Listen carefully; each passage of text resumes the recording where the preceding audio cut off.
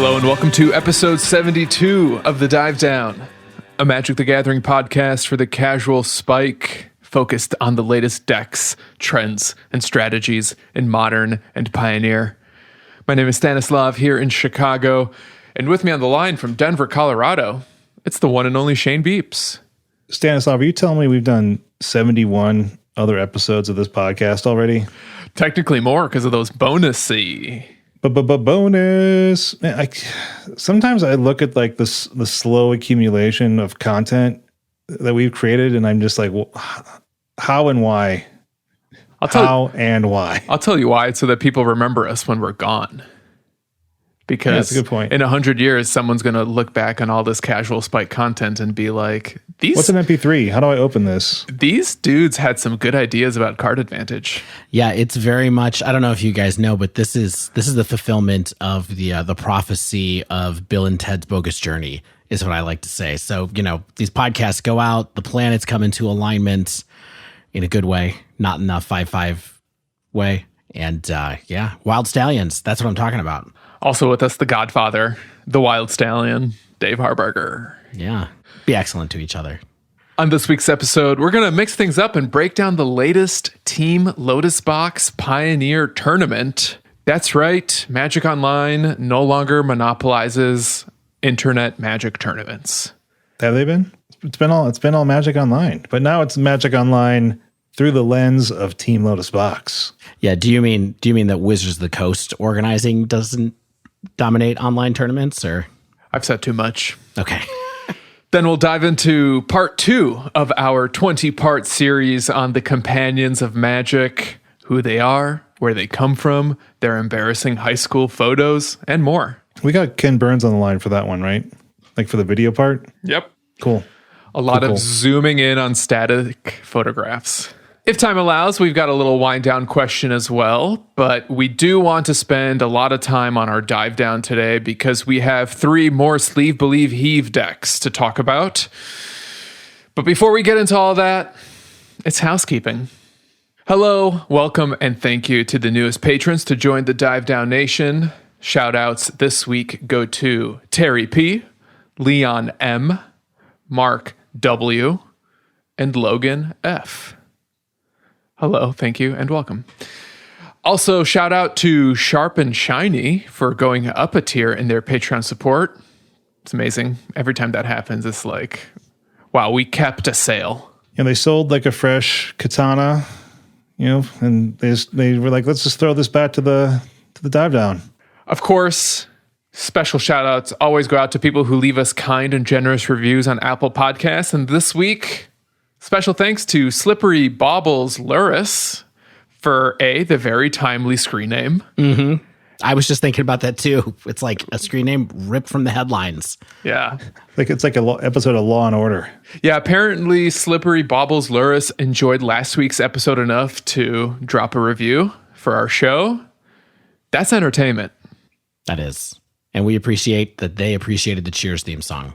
If you want to become a citizen of the Dive Down Nation, if you want to join our Patreon, you can head over to patreon.com/thedivedown. You can check out the various offerings we have at different tiers. Everyone from $1 an episode on up gets access to the super secret Slack server where a lot of people on there right now. People got some time.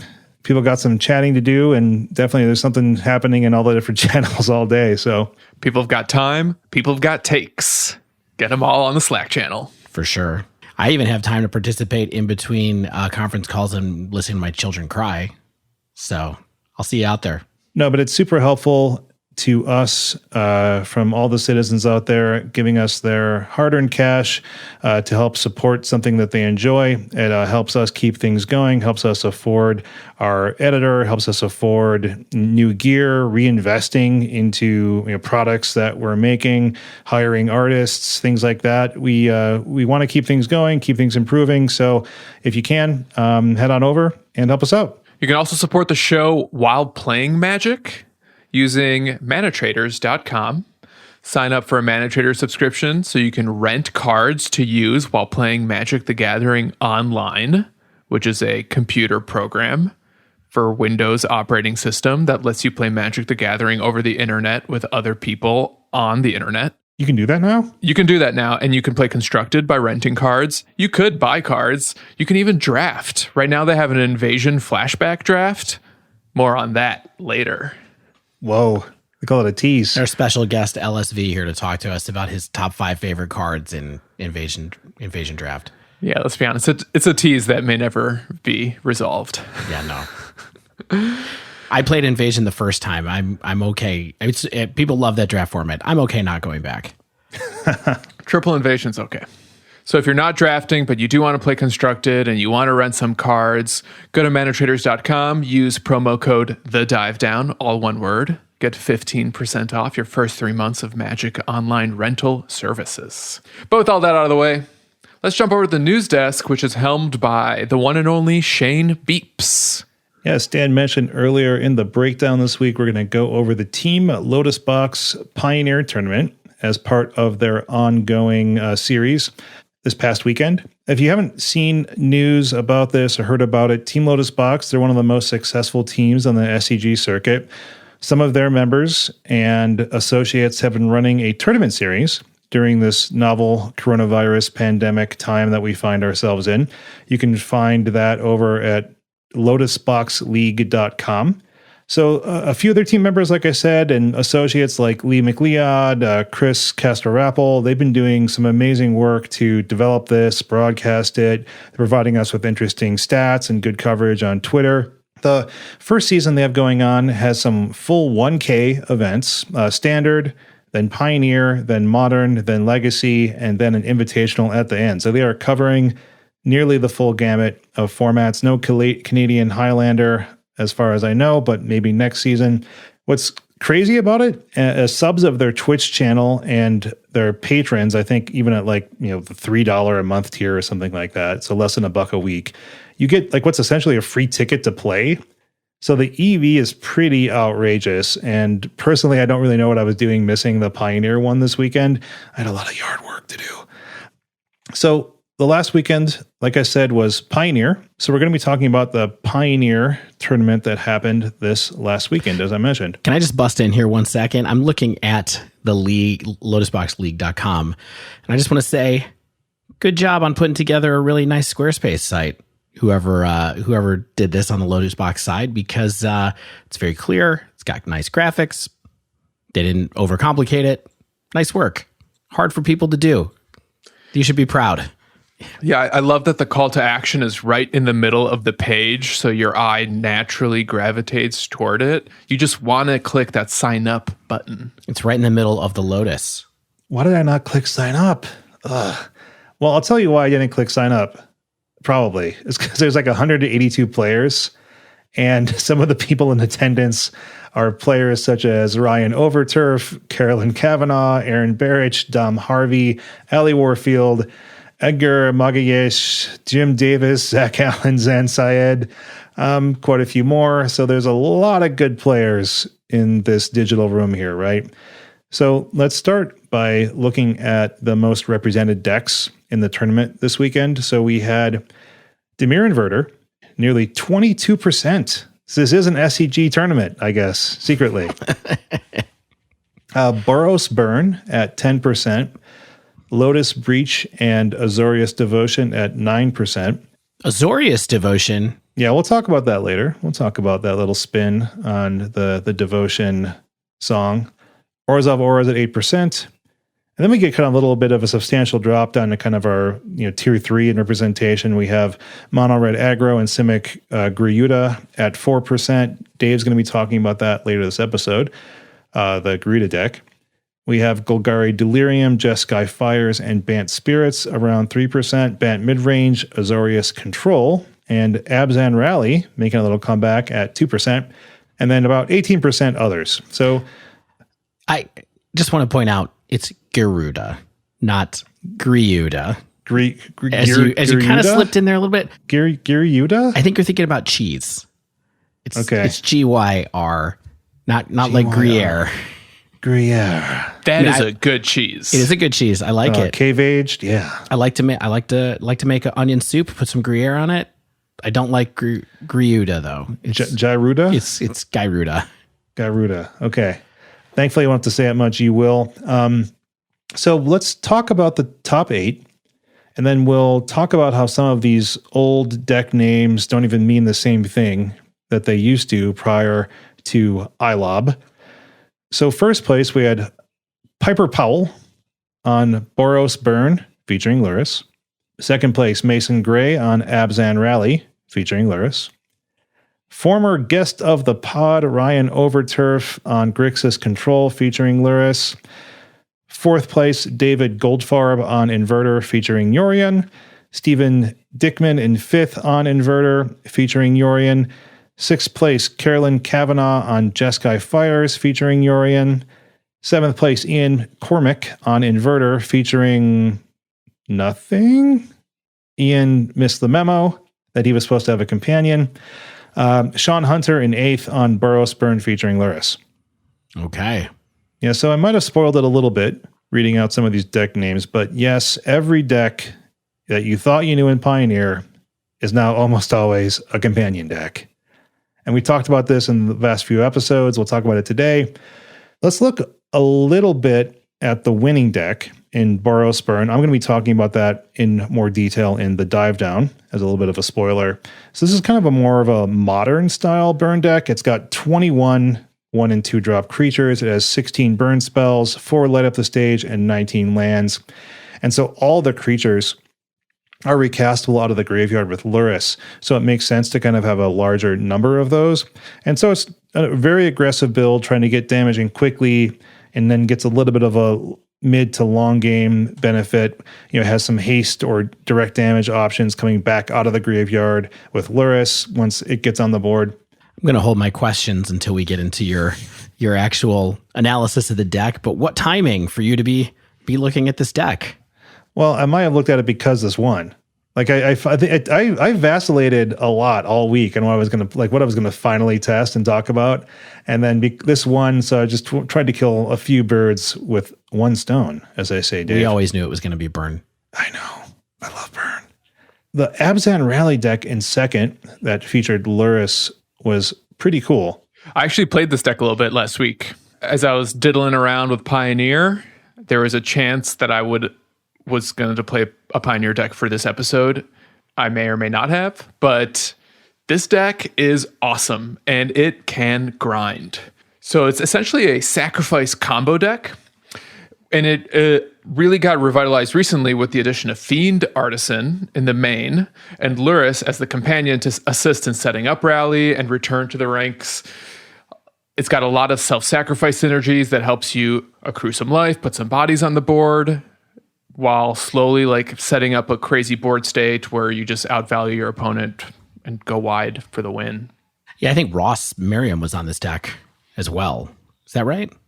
I thought I saw him tweeting about it. So I think there were a number of people who were on it, even kind of well-known players. And even in the games where you can't go wide, you are able to just like chip away at opponent's life total while gaining life using Zulaport Cutthroat and that style of effect. This has like combo-y wins, right? Where you set up a big board, do a big sacrifice, make the opponent lose a ton of life. Yeah, that is definitely one way to do it.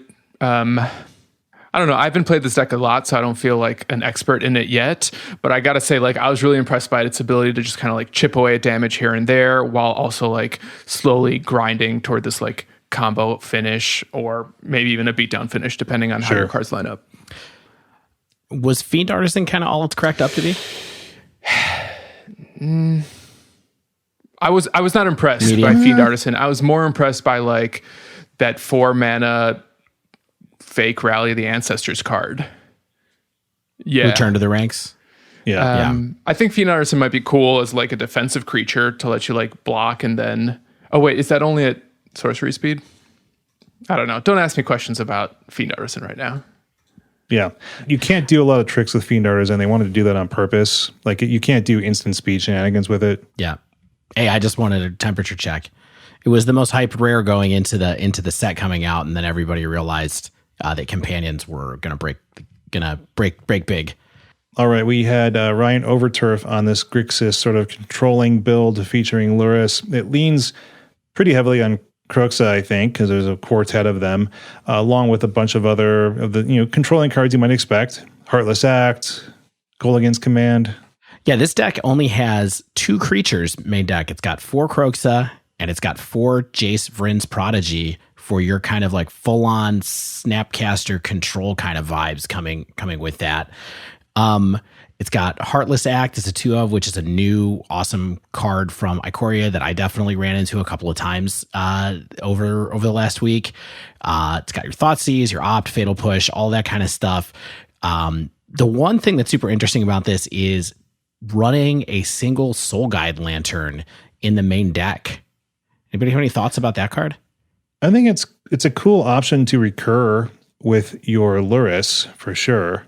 And that can hose a graveyard kind of repeatedly if necessary. Yeah, and even you can kind of draw a card with it if you have to, if you're just kind of like going with that. So it's a little bit like a mini Mishra's Bauble package in Pioneer. It costs mana. It costs a lot of mana compared to Mishra's Bauble, of course. But still, it can get you there with a couple of draws, and that's pretty good. Yeah, smart deck. Overturf's, he's played a lot of Grixis decks like these. Seems like in his wheelhouse. So good on him for finishing third. So these inverter decks now seem to feature Yorion. We'll talk about the percentage splits in a little bit between classic and Yorion builds. So inverter seems to jump through a few hoops to fit in Yorion. It sort of pads the deck size with playsets of things that were maybe 2 or 3 of. So we have like quartets of Jace Vryn's Prodigy. We have quartets of Omen of the Sea. Always have 4 Jace Wielder of Mysteries. It stretches a little bit into cards like Neutralize. That's like our cycling cancel we talked about in the spoiler episodes. It has Trial of Ambition now, which is a nice thing to flicker with your Yorion when it comes in. That makes the opponent sacrifice a creature, among some other things, I believe, once it gets... Is that all it does when it ETBs? Just you sacrifice something and then it just sits there? Yeah. Okay.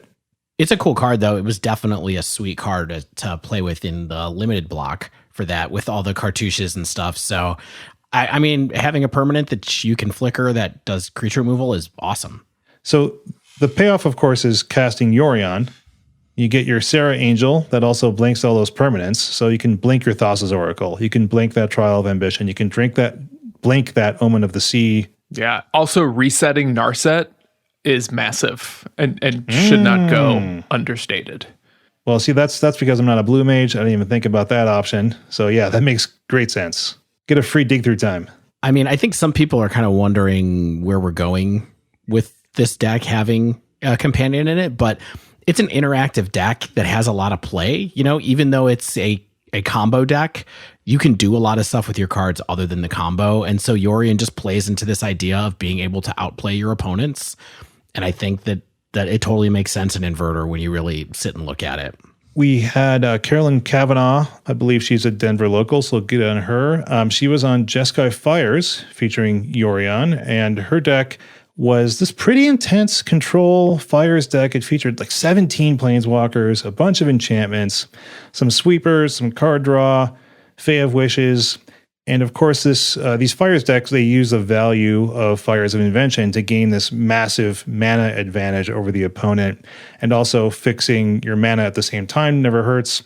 So it has Planeswalkers like Nicol Bolas, Narset of the Ancient Way, Teferi 3, Teferi 5, Gideon of the Trials. A bunch of one-of Planeswalkers show up here. Different enchantments like these various oaths that all have interesting ETBs. Detention Sphere, of course, Elspeth Conquers Death. We have Blinking a Saga. Is that what they're sagas, right? Blinking those never hurts. Omen of the Sea, blinking that. That can all add value when Yorion ETBs. Pretty rad deck. Looks tough to play well, I imagine. I played this deck last night after the results from the tournament came in. I just ran it through like a couple matches online. I played a mirror match and it was horrible. It was so horrible.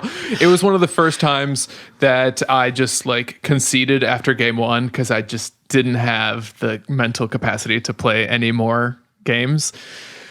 This deck is weird for a Yorion deck because it doesn't like have as many of like the cheap cantripping permanents that you get in Modern. And I sort of felt like it incentivized me to play with my walkers like so much more aggressively and like really play into Yorion's ability to reset walkers after I've ticked them down a couple times. Yeah, it's pretty cool. Get a lot of value that especially way. of Narset. I was the Jeskai Narset, really impressive in this deck. Very cool. And Dave, you kind of made a questioning noise about the Azorius Devotion deck. That was one of the highlights in the top 16 that also features Yorion. And it looks like a modified version of our Stalwart White Devotion decks in Pioneer. It stretches into some cards like Charming Prince, Teferi 3, and it has a much larger suite of main deck enchantments. Even includes a bunch of Birth of Meletis, just to get some value off that. What's weird to me is the Gideons are not always in these decks and wasn't in the deck in the top 16. And losing the power of the Gideon cards blows my mind to not have in this deck, but maybe you just don't need it. So you're talking about Trials specifically and how Trials we thought helped you with the Inverter matchup. Yeah, Trials, I mean, just also they're just good value. I mean, they're good cards. And then Ally of Zendikar that gets you tokens, etc. Yeah. Yeah. Yeah, I mean, I think it's cool to see this deck stretch into blue a little bit more in order to play Yorion and also just have a different angle. So was this one running? This one wasn't running like the Karn package as part of the whole thing, No, right? It was this did not have the Karn package, no. Yeah. Interesting to see that kind of pop up for a minute and then go away again as well. What do you think Reflector Mage is good against in Pioneer? I mean, it's just value. Blinking cards is good. I mean, getting those cards off the board, sending your opponent back on tempo. If you need to stretch your deck out into Azorius and 80 cards, why not add one of the best creatures? I mean, that card was banned in Standard, man. Mm-hmm. Don't tell me what was banned in Standard. Smuggler's Copter, Emrakul the Promised End, Rampaging Ferocity. Yeah, it's back now. All right, Shane, give us the break. I know you have the stats. Give us the breakdown of the stats. I also know that Lotus Box was kind enough to share a pretty detailed breakdown on Twitter. So if you want to see what they had to say directly from them, take a look at the account. Yeah, some good Twitter coverage for sure. Thanks for the stats. I love stats. So our sample sizes, of course, aren't immense, but it's good to learn from. Inverter was, of course, the most popular deck in the digital room. It had a 54% win rate with both versions combined. Yorion Inverter was 12.5% of the 182 decks. It had a 56.5% win rate. Regular Inverter was the remaining 9.3 of that overall Inverter group. Still made it the third most represented deck in the whole tournament, just the regular Inverter. And that had an even 50%. So WotC was, of course, right. It's a 50% deck. It's not broken at all, of course. The truth is born out again. Our next tier down in that sort of 8 to 10% representation, we had Boros Burn at 58.5%. Oof. Lotus Breach, however, was 41%. Oof. Azorius Devotion at 52, so pretty down the middle. Orzhov Auras, which has recently been terrorizing the online leagues, 45. That's not good. Not great, but, could be just a couple bad days. And once we get down into the tier 3 zone in terms of our terms of representation, things are a little bit more mixed. Mono Red, 50%. Simic, Gyruda, 44%. Golgari Delirium, 48. Jeskai Fire is 58. Bant Spirits at 33. Ugh. What is Dead May Never Die? You hate to see it. Yeah, that's heartbreaking. So let's talk about some takeaways. So first thing I noticed, 14 of the top 16 decks had companions. We had a Singleton Obosh and a mono red deck, 8 Yorion, and a mere 5 Lurrus. Wow. So Yorion is clearly our new Pioneer Overlord. All kneel before the Sky Goose thing. It's a snake bird. The snake bird. The bird serpent. Hiss. So yeah, what do you think about Yorion? Like, is What's the value add that we haven't already mentioned, or we cover it all? Well, we're going to get into it in the dive down because Stan spent a lot of time with Yorion, not as much in Pioneer, but I dabbled. he dabbled. Yeah. I dabbled. Here's the tease. It's a threat that also generates card advantage in the right decks. Seems pretty good. Something to think about. Yeah, what's interesting to me is Azorius Devotion doesn't seem like it's super appreciably better Winrate wise than White Devotion was in the past, right? So, but perhaps White Devotion would be even worse if it wasn't featuring Yorion, right? Like maybe it has to keep up with the rest of the room by playing a companion and would be doing just worse without it. I don't know. It's pretty bad when your opponents start with 8 cards in hand and you only start with 7. I mean, there's some things are immutable truths. Yeah, maybe it's more cute than good, but it's above 50% in this tournament. People liked it. It showed up at the top tables. Boros Burn doing dang well right now. I'll be talking about why I think this might be the case up in the dive down. One thing I thought was cool, so like this Jeskai Fires deck, you said you played it a little bit, Stan. It had 6 pilots in the tournament, very high win rate. I don't think it's really possible to say that it's like just a flat out 58% deck because we had a pretty low sample size, right? But the Fires of Invention engine is very potent, and perhaps now we can see it realized with Yorion. I also think on some level this deck is very hard to play against because your opponent has such a diverse suite of threat via planeswalkers that do several different things, but almost all of them have like some way of generating card advantage and or answering permanents that are also on the board. So if you don't have like a bevy of good answers to opposing planeswalkers, you just kind of get locked out of optionality.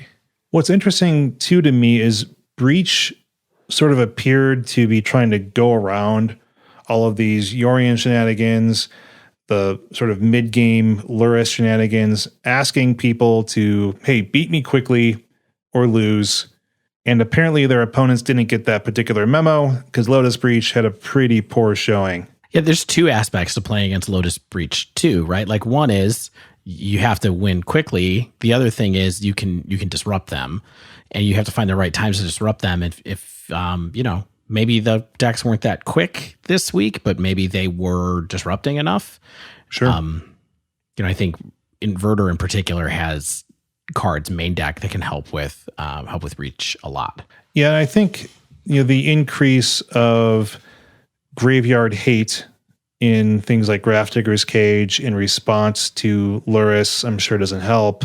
I'm sure that people are still going to have 1 or 2 damping spheres because Breach has been showing its face. And if you're going to head into a tournament, some people are going to be on Breach. It's not like heading into a league where maybe you'll, dodge it. What's missing is also interesting to me too. So we have none of some of the things that we've just talked about for the last few months of Pioneer. There's no Green Walkers. There's no Gruul Stompy. There's no Golgari Stompy. There's no Izzet Soul. There's no Scales. There's no Mono Black. All the metagame has been condensed and shifted into the decks we've been talking about today. Don't we see Pioneer evolve pretty rapidly though? Like, how surprised would you be to see a mono black strategy featuring Lurrus spike a tournament next weekend? I would be surprised only because it's nowhere right now. Do you know what I mean? So but like you said, there is definitely innovation.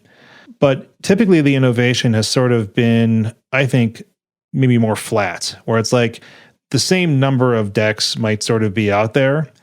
And right now I feel like we're seeing fewer decks in this tournament metagame. And so some things just seem like they're completely outmoded. Like the few people that still were like, yeah, I can pilot Bant Spirits, are like showing up and winning a third of their games. Can I point out something about the list of decks that you just read? 4 of the 5 missing, quote unquote, missing decks are essentially aggro decks. Yeah. Right. And so it might just be that the aggro share is consolidated around Burn, and with a little bit of mono red Obosh thrown in for spice. But, it might just be that they're outmoded by all the red decks right now. Yeah. Lurrus is too good to pass up on for the moment. Yeah.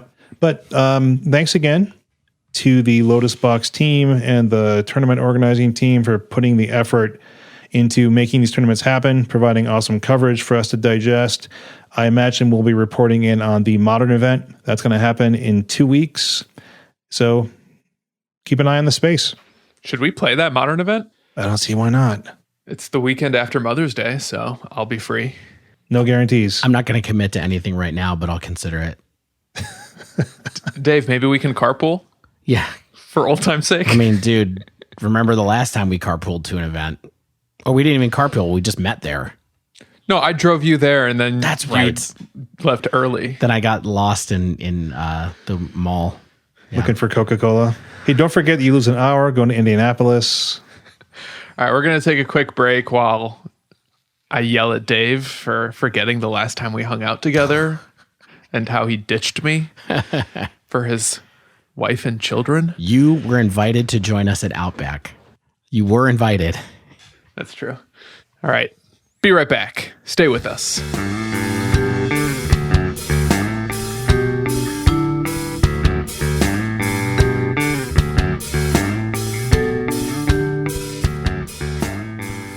And we're back. And we're here to talk about our friends, the companions. Again, for the second week. Yeah. We just can't quit them. And only one of the companions makes a return appearance. I'm sorry. So, preparing for this episode was a little challenging for me because it seems like a lot of the companion metagame is homogenizing around 2 to 3 companions, maybe 4. Okay. Maybe 9. How many are there? 7? So the most popular one appears to be Lurrus across formats. Except for this Lotus Box tournament, but yeah, Right. And I think we would agree that the second most popular is Yorion, totally. followed by Obosh, which we kind of talked about with Panza. Yep. And then maybe in 4th place is Yaganta, maybe? I think there's kind of like a broad tier after that. I might say that the one I'm talking about this week is the 4th place one, but it's its own little archetype because of Gyruda, what Gyruda can do. So, And the tricky thing that we decided with regard to Yagantha is that it doesn't change decks at all. You Yeah. just slot it into humans and like you don't have to make any other changes. or, Storm, like I mentioned last week, or other 5 decks. color Niv. Yeah, Niv, exactly. You just can, so why not? And as much as I wanted to play something a little bit more novel, maybe something that like fits in the style that we usually pick for decks for Sleeve Believe Heave, it just seems like because these formats are like starting to get pretty solved surrounding these companions, or at least like there seems to be some kind of ubiquity in terms of what companions are in what decks, it's getting really hard to like find something that's new and different already. In fact, I tried playing Lutri, the Singleton commander or companion. It kind of felt like playing commander. Yeah. I played Lutri in Modern and in Pioneer, and I decided that it wasn't really worth the real estate in our episode because you can't really play that deck in earnest thinking it's going to be like a strong competitive strategy. It might be a strategy that you could like spike some games with, but it's more like a meme than a deck. Hopefully, maybe one day we'll find out that's not the case. And maybe if time allows, we'll talk about Lutri a little bit. But instead, I decided that to be of as much service to our listeners and to have as interesting a conversation as possible, I was going to play Bant Snow Control in Modern and talk about how Yorion impacts a traditional control strategy. Because prior to the addition of these 20 new cards in this companion, like this deck looks very similar, between 60 and 80 cards. So we'll talk a little bit about what the differences are and a little bit on how Yorion impacts that plan. And this is a deck that we've been kind of avoiding playing online for a while because it is expensive. Even before Yorion, it's got so many cards. It's got some of the most expensive cards in Modern right now on Magic Online. And Stan did this for you folks. Well, you may recall I couldn't afford to rent the old Bant Snow deck when it was just 60 cards. Mm-hmm. It was outside of my mana trader's limit, and yet somehow the 80 card version was under my price limit. So I don't know if something went down in price, what have you, but I made it work and I played the real deck. There you go. So Like I mentioned, I'm going to try to assess this deck through 3 lenses, so to speak. How does Yorion change the deck? Is Yorion powerful enough to warrant building around? Because it is a bit of a build around.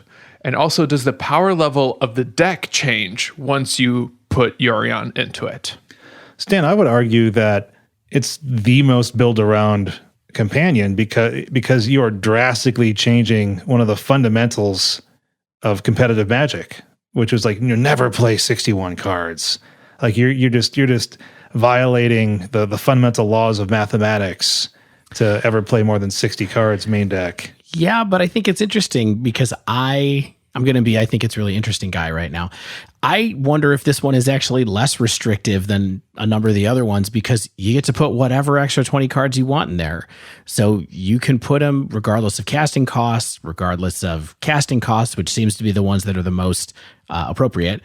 So I wonder, Stan's going to take us through what the trade-offs really were, but I have my doubts as to whether adding 20 extra cards of whatever you want is really that much of a downside. Yeah, I guess I'm not saying it's a restriction as much as it is like this is like this is like the build around, right? Like because like you are just changing one of the things that you just believe is true. Sure. Yeah. That I can't add more cards and win more. Yeah. It's crazy. We were probably wrong. We probably should have been playing 61 cards this whole time.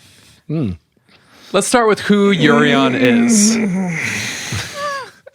Man, Shane is beat red. Shane is that meme of that like kid in class who's holding his tongue and his veins are popping out of his forehead. All right, Yorion, or Yuri for short, is a sky nomad. 4/5 flyer for 5 mana, costs 3, and Azorius hybrid mana. Mm-hmm. The companion clause is your starting deck contains at least 20 cards more than your minimum starting deck size. Hold on, you're saying I can run 81 cards? If you want. Oh, man. I won't stop you. Yorion also reads, when it enters the battlefield, exile any number of other non-land permanents you own and control. Return those cards to the battlefield at the beginning of the next end step. Interesting that you can't blink cards that you've taken control of that you don't own. Yeah. That's a weird little corner case there to keep in mind, everybody. So let's breeze through what this deck is.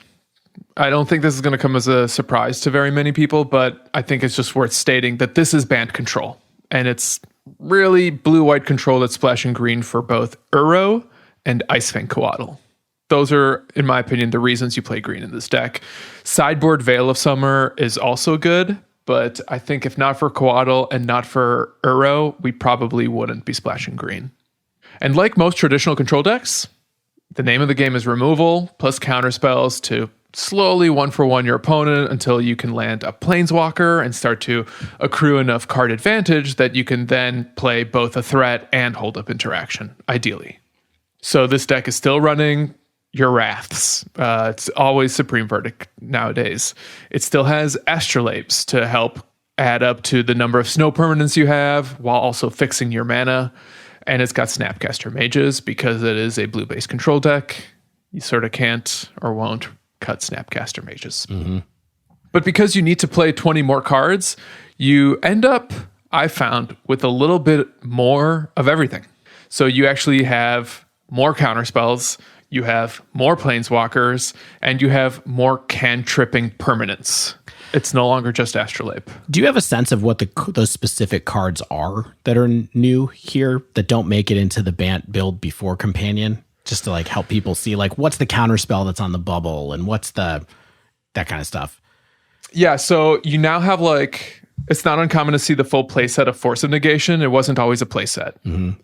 You're now seeing 3 or 4 Cryptic Command again. Like lately, Cryptic Command was starting to become like a 1 or 2 of. Mm-hmm. Same with Archmage's Charm. Like Archmage's Charm wasn't always a 4 of in these Bant decks. Sometimes they weren't running it at all. And now you're adding Archmage's Charm as well. Wow. You also have Big Teferi and Little Teferi and Jace and sometimes Narset Parter Veils all in the main deck. And historically, we've been seeing like Jace cut down a little bit. Big Teferi hasn't been quite as popular in the last like year of blue-white control. So we're kind of like returning to some old staples because now we need to fill out the deck. Yeah, and it looks like, looking at the list, that you had a couple of other things too. Mana Leak, which I don't think always made it in Modern, is now here, right? Well, Mana Leak had become pretty stock in Bant 60 card. And like they had been running the 2 Mana Leak and like 1 or 2 Spell Snare. Okay. Now there's just extra of each of one of those. Exactly. Yeah. Yeah. And then the last card that's maybe kind of spicy and interesting is Abundant Growth. Yeah, and I'll talk about Abundant Growth a little bit. It's kind of like a virtual copy of Astrolabe, but I don't think it's quite as good as Astrolabe, and I'll get into that. So let's start with what was good about this deck. Okay, sounds good to me. Yeah. You're going to love this. Yeah, I'm going to like it. Dave was right. I don't remember if it was last episode or maybe like 2 episodes ago, but you had mentioned one of the perks of having a Yorion in your strategy is that you always have Sarah Angel in your deck. And that's just kind of this nice fallback finisher that you can always draw your finisher when you need to. Right. Sometimes you can just win with a 4/5 flyer. Yes. But if it were just Sarah Angel and it didn't have that ETB effect, I actually don't think it would be worth it. Aww. Because the ceiling on the ETB is nuts. And there are some games where I would play my Yorion and I would have like maybe a couple Astrolabes and a Coatl, and I would just like cast a 4/5 flyer and draw 3 cards. And in those situations, you kind of just feel like you can't lose. Right. From the control side of the table. Also, I mentioned this in the breakdown, but one of the things that I really loved about Yorion in this deck was its ability to reset a Planeswalker. You know, Jace, Big Teferi, and Little Teferi, they can both be used to control, or all 3 of them can be used to control the board to some extent. But it's not uncommon for you to tick down on one of these Planeswalkers and them to die on the crackback. You know, in a perfect scenario, from the control side, you tick down and maybe you have another turn or 2. Being able to maybe draw cards with Little Teferi 2 turns in a row because of your Yorion effect feels really powerful, especially because of that Teferi's ability to control the stack so effectively. Yeah. Same with Jace. You know, Jace is a slow answer to permanence, but being able to extend the life of Jace's ability to answer permanence while you find a Wrath and then turn the corner and start Fate Sealing or drawing extra cards, I think these are all really important effects that Yorion exclusively provides. Yeah, just eking out extra incremental value that these walkers are already providing, right? So it sort of gets around the design of the card. Like the cards are designed to provide certain amounts of meager advantage, probably ticking up, and then a much larger going down. And when you are able to get around that design capability or design restriction that's baked into the card, you're cheating the game. And that's always good. Yeah. Can I ask you a question here? So You can try. Yorion, are you holding this in your sort of companion zone for as long as possible in this deck? Do you think, like a lot of the companions, you kind of like race to being able to play them given different situations? This one, it feels like you're kind of holding back until you get a really massive board state out. You can maybe protect it and then you drop it to get a whole bunch of cards. Is that kind of the vibe here? I think that's what you want to do. Yeah. And I'm kind of jumping ahead, but it really did feel pretty bad when I was just casting Yorion as a 4/5 flyer with no additional text. Just because the ceiling is so high that I think if it was that's why I said, like, if it was just Sarah Angel, I don't think we would play it. Because the ability to draw cards off of that Sarah Angel is one of the things that we're doing to our deck to meet the deck building requirement. I gotta say, as far as threats go, I actually think Yorion is strictly better than Celestial Colonnade. And to the point that I think you should play it so that you don't have to play Colonnade anymore. Since Colonnade, it could potentially slow you down on tempo. It can be a pretty bad top deck. It's really bad against Blood Moon decks. Panza is still like somewhat popular in the meta. And at the end of the day, you can't interact with the companion as easily as you can interact with the land. This just makes me think, remember the creature lands? Remember when Raging Ravine seemed like this game-ending threat that was just gonna kill you if it's stuck on the board? Or Celestial Colonnade was like this game-ending threat.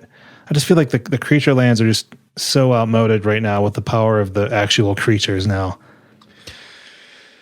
Yeah, I still lose to Raging Ravines. I mean, like, Jund hasn't replaced them, and Jund is still out there. But this deck was not running Celestial Colonnade before Companions even, though, right? Like, it doesn't look to me... I'm looking through some historical lists right now. It doesn't look to me like it was towards the end of March either. Right. And I think part of that was because it got better finishers in the form of Uro, especially, and like maybe even Stoneforge Mystic in some cases. But it's... Man, the story of Colonnade... It's a $5 card now, Dave. I looked up the price of Colonnade today. $5. That's brutal. I should buy some. I should have buy listed them a long time ago, although I didn't pay much more than $5 for them in 2011 or something like that. So it's fine. Look at this guy. Look at this guy. I also got to say, there is a point in the history of Blue-White Control when Stoneforge Mystic became your de facto finisher. And I actually think Yorion right now might be strictly better than Stoneforge Mystic as both a threat and card advantage engine, since with Mystic, you had to both swing and connect to start generating card advantage, and Yorion, if it goes according to plan, all you have to do is cast it. One of the other perks to this deck that I really liked is that you get to play more Planeswalkers. You get to have those extra copies of Jace. You can potentially run a main deck Narset Parter Veils. Big Teferi's back. Love that card. And, the combination of all these walkers gives you like really great tools to both control the board and the stack and generate card advantage so that you have something to do with your mana every turn, such that you don't necessarily have to cast Yorion until you want to. And I really liked it for that reason. And one of these things that I think actually came as a surprise to me that's worth pointing out is the deck did not feel less consistent than a traditional 60 card deck, even though the math sometimes is not as good. And we'll get into like where the math gets worse when you play 80 versus 60, because you have not only extra copies of certain cards, but you also have ways to get through the deck, for 1 mana often. It wasn't that hard to like find a Planeswalker every game and then ride that Planeswalker to more walkers or more control cards or more answers. Yeah, I mean, it might be worth noting here too that almost half of the cards that you're running to meet Yorion's requirement are lands.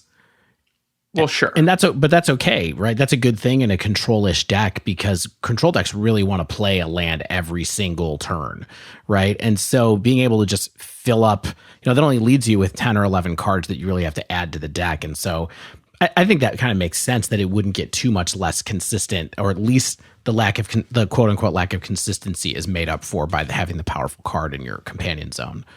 Yeah. I mean, you also can't just put 20 more cards in your deck without providing some extra lands to be able to cast them. Totally. Yeah, I just wanted to point out that the ratio is close to 50-50. Mm-hmm. All right, so this leads me to some of the issues I had with this deck. You have to run Abundant Growth. And while Abundant Growth is not a bad card, you wouldn't run this in a normal 60-card Bant Snow deck. But you kind of have to play it here because A, it's an extra copy of Astrolabe, sort of, since it's a 1 mana permanent based cantrip that you can flicker with Yorion. And it potentially helps you fix some of your mana so that like maybe you can cast that blue, green Uro out of your graveyard or whatever.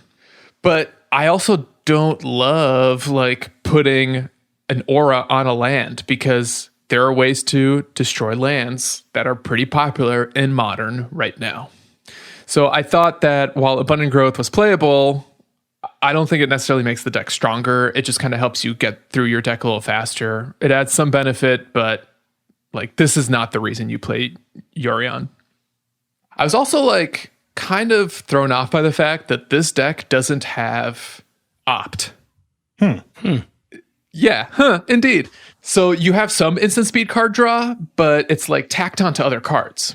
You have Archmage's Charm, which you're not always saving for a counterspell. Like sometimes, especially if you have access to Mystic Sanctuary, it feels great to cash in an Archmage's Charm for 2 other cards.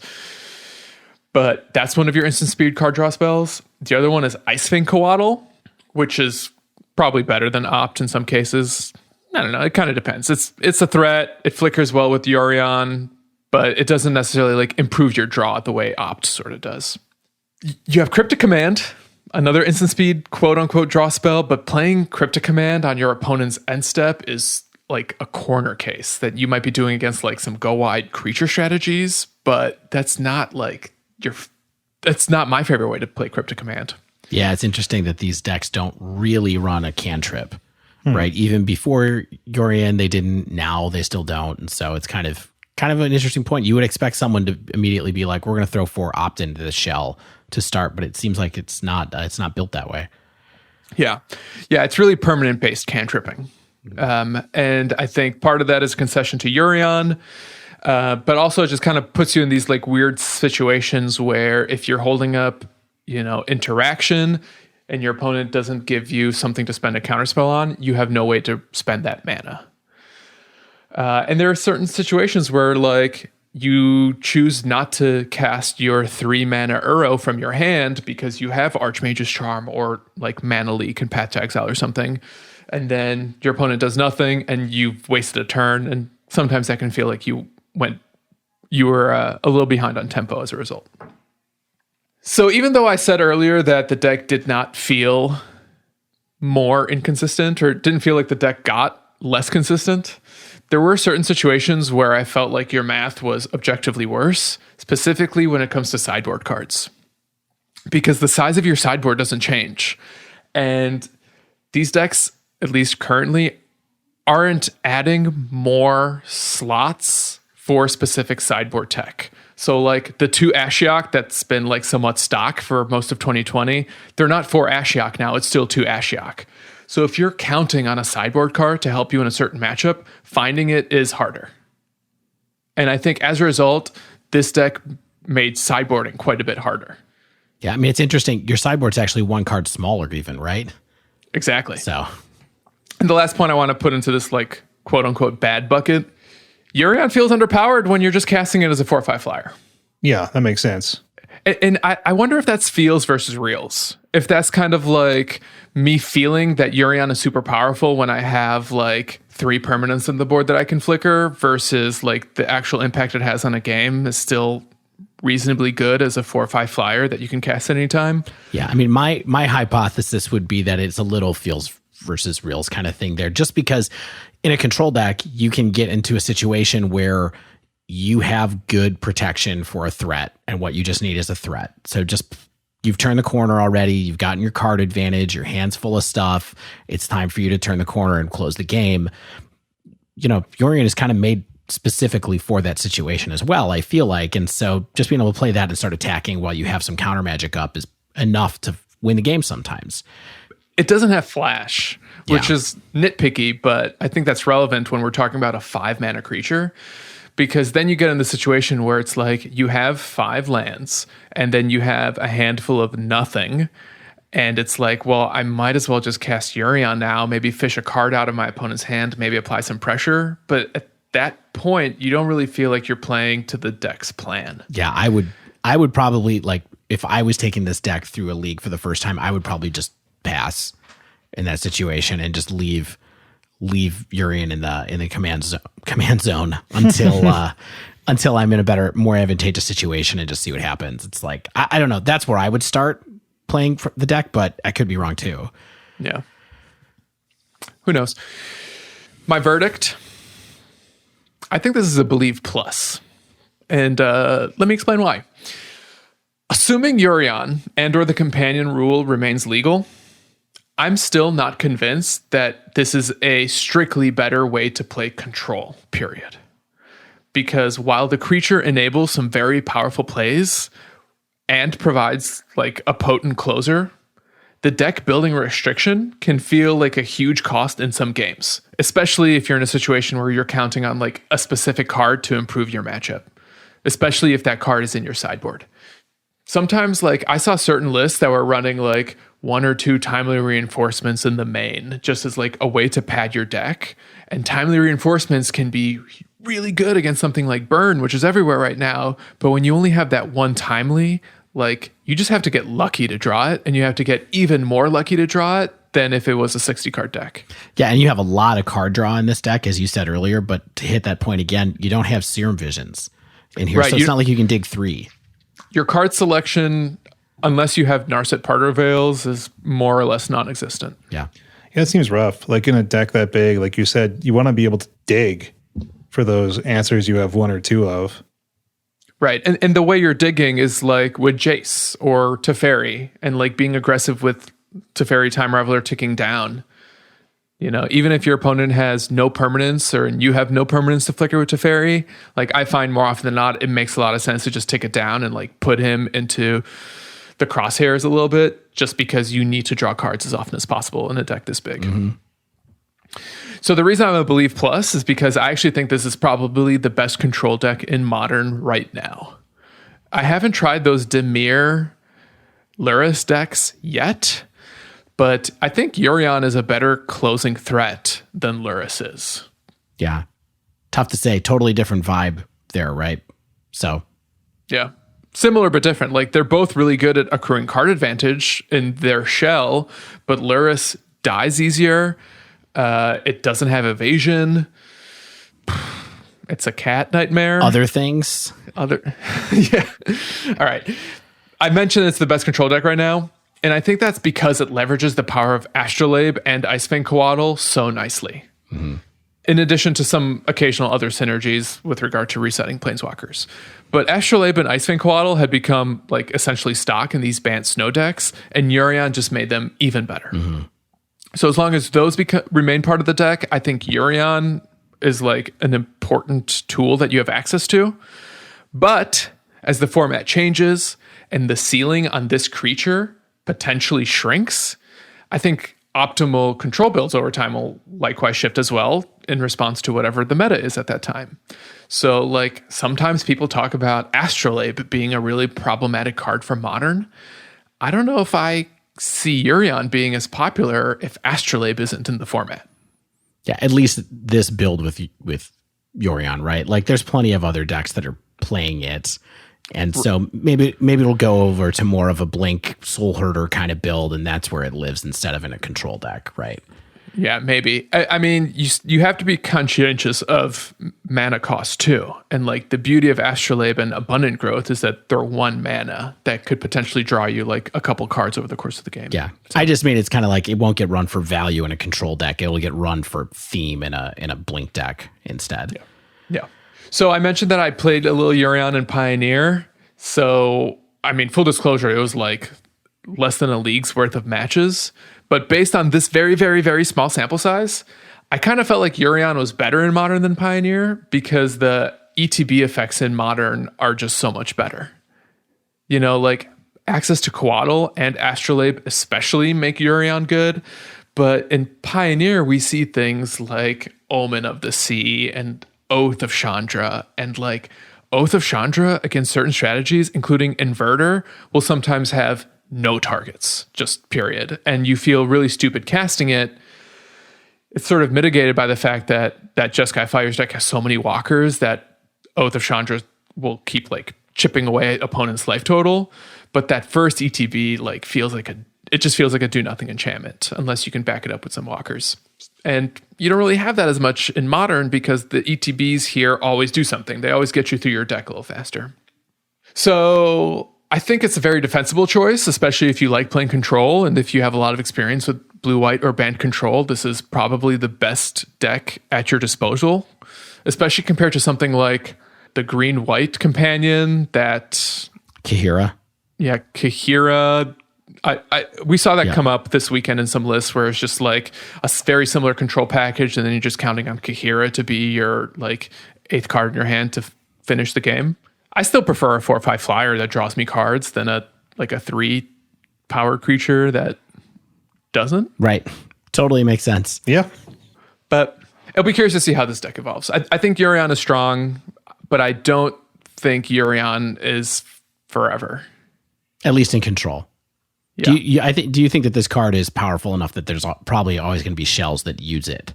I think it depends highly on the quality of ETB based permanents at your disposal. Perfect. Yep. I think that makes sense too. Awesome. All right. So I feel like that was a whole lot of talking about a card that wasn't Lurrus. Should we just talk about Lurrus some more? Again, I thought I did a good job. I thought I did a good job covering it last week. Not enough? People want more Lurrus? People want more Nightmare Cats? I am apologizing for this. I think the choice is pretty dull, but I did want to tackle 3 things this week, and that's playing with a different deck with probably the most popular companion of Lurrus. I wanted to play the deck that won the Lotus Box tournament, and I wanted to see what, quote unquote, burn in Pioneer felt like versus the older, bigger mono red strategies that I have played more of and that we've talked about on this episode and people were probably more familiar with. So in selecting this deck, I got to do all 3. Sweet. So what deck is it? So it is Boros Burn featuring Lurrus. So as we mentioned, it did win the whole shebang this weekend. Last week, Dave talked about adding Lurrus to Death Shadow in Modern. And this week, I wanted to, of course, look at Pioneer and check out this Boros Burn deck. And so you all know how Lurrus works at this point. I'm going to first talk about how the deck is constructed and how it sort of differs from the older red aggro decks in Pioneer.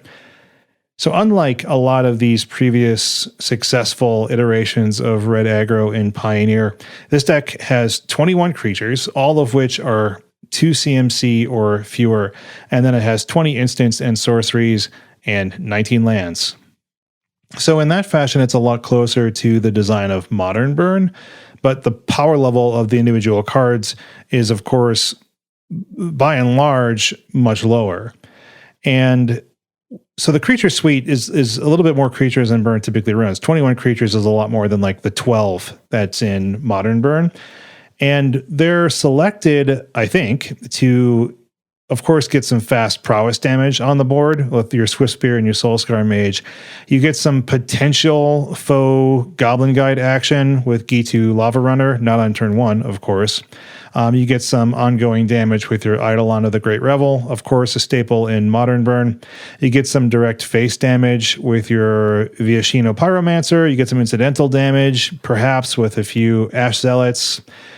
What's cool about a number of these creatures is when you cast them back with Lurrus, you can then potentially get some immediate damage. So like Viashino, when it ETBs, it does 2 damage to the opponent's face, right? Gitu Lava Runner might be like a hasty 2/2 at the point at which you're casting it. Monastery Swift Spear, of course, has haste as well. So you eventually are top decking. You can get a Lurrus on the board. You need 2 damage here, 2 damage there. You're getting your Viashino triggers. You're getting your Gitu Lava Runner swinging in with some haste. That can be advantageous with these 1 and 2 CMC creatures. On the spell side, the only spell that we get to carry over from Modern is Boros Charm. And the differences are made up of things like Wild Slash, like Lightning Strike, like Wizard's Lightning. And these are really far cries from things like Lightning Bolt, like Lava Spike, like Searing Blaze, Lightning Helix. Those are some truly efficient spells, and they've been in Burn for years for a reason. Wizard's Lightning, of course, sometimes gets to play the role of like a lightning bolt, but it's certainly not the same animal because it has to synergize with another creature being on the board. That's not always going to be the case. Paying 3 mana for 3 damage, even in instant speed, even to any target, not that great. What I think's weird about this is the deck doesn't run any Skewer the Critics. And that's a Pioneer legal spell. It's popular in Modern Burn, but yet is not being run here. And I'm curious if you guys have some quick thoughts about that.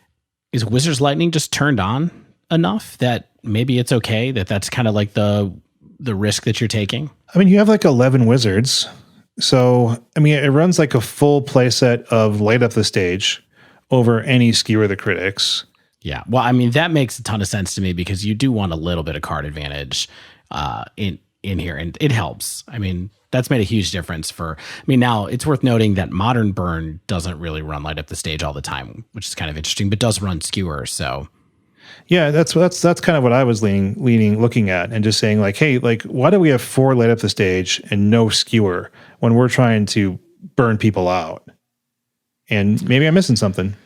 Maybe it's for the same reason Mono Red Prowess doesn't run Skewer the Critics, just because you are trying to burn people out, but I don't think you do that without falling back on your creatures somewhat. Yeah. Maybe just with the 21 creatures, you're hoping to sort of be slightly wider than your opponent, and you can throw away your creatures a little bit because you can eventually get them back with Lurrus. So you can make attacks with some bad trades. You're throwing away one of your 1-drops here, one of your 2-drops there, with the hope of getting that chip damage in and then recouping that loss with a Lurrus towards the middle and end of the game. Going back to the lands, the mana base, typical enemy land inclusions. You have your 4 fast lands, your 4 shocks, your 4 pain lands, and 7 mountains. So one thing I liked about this deck over the mono red strategies that I've seen is you get access to a lot of good sideboard cards in white that give your deck a lot more play and a lot more options, especially in the current meta. And I think this deck was very well tuned against the current meta. We have 4 Chain to the Rocks, which is really good in giving the deck the ability to remove challenging creatures from the game. It's super cheap. It exiles rather than destroys. Doesn't matter how big, how aurored up this thing is, it gets tied to that mountain. I've been waiting for this card to make it in a red deck sideboard. I tried it in Feather a couple of times, and the mana base was too inconsistent to getting a mountain. So excited to see it here. Yeah, and then you get to add stuff like Blessed Alliance, another flexible white spell. It lets you deal with your Go Tall decks again. So if they attack with a single big creature, you make them sacrifice it. You get Deflecting Palm in red-white. Again, that helps against single large attackers. Frequently, you're going to see those in Aura decks. Maybe like an Uro deck. They're just swinging with the single Uro. Wear Tear is helpful against a number of these different strategies as well. Fires, Scales, Breach. Wear Tear is going to hit stuff like that.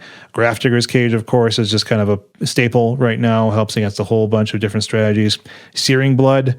This is a red staple. Helps shore up your mirror match style decks, small creature decks. You get 2-for-1s pretty nicely off that.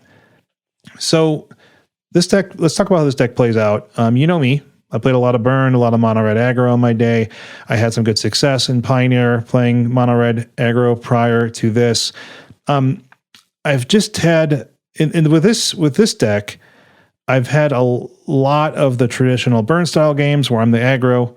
I'm able to go face, and then I'm also able to pivot into a controlling strategy when I'm faced with the aggressive creature deck, like say a Mardu Knights or something like that. This deck has that modern Burn capability where you can play the beatdown when you need to, and then you can sideboard in a bunch of decent removal, some exile based removal. Like in modern, it's going to be Path to Exile, and this is going to be Chain to the Rocks. It lets you have a strategy where you can play to the mid-long game because of your top decking into Burn, and also stuff with Lurrus adds that advantage to going a little bit longer than some other Burn style strategies. Yeah, I mean, I think it makes sense. What you're kind of saying is that this deck doesn't die if all of a sudden you have to turn the bolts onto your opponent's creatures. Yeah, it doesn't necessarily die. I mean, you get to play a lot of that sort of that tempo game where you stick your 1-drop, like you're on the draw, you're on the play. Game 2, you were on the wrong side of the draw.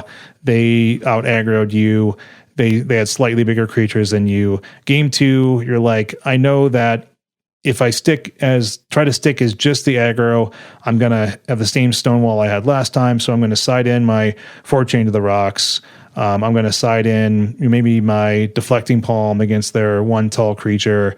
And then I can just sort of play I got 1 or 2 creatures down, and everything you play, I'm going to remove.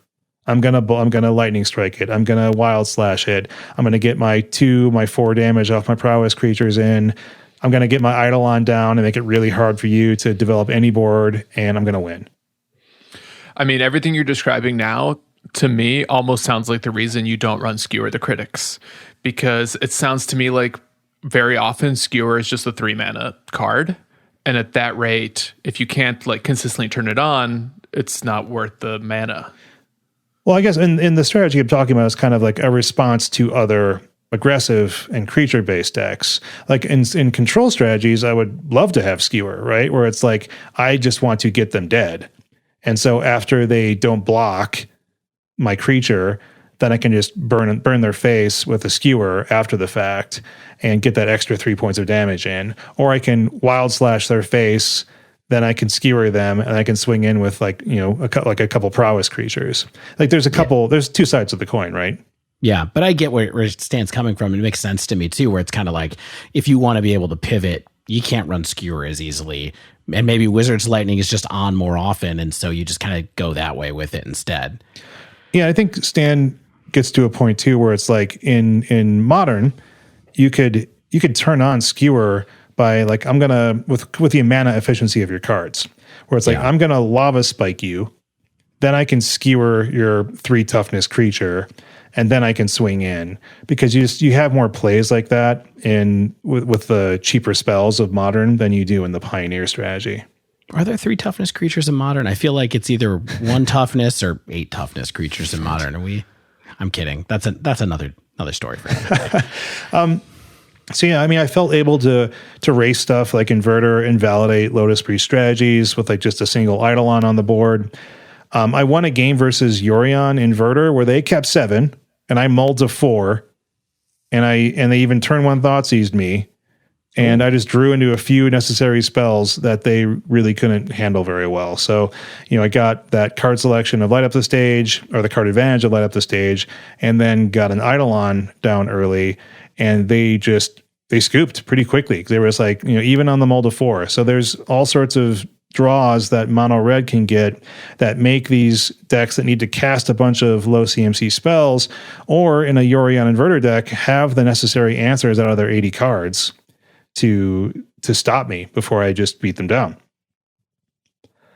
One thing I know is it definitely feels slower than Modern Burn by a lot. Like, you don't feel like you're just stealing as many games, which is, of course, like, you're not going to expect to be as quick as Modern Burn.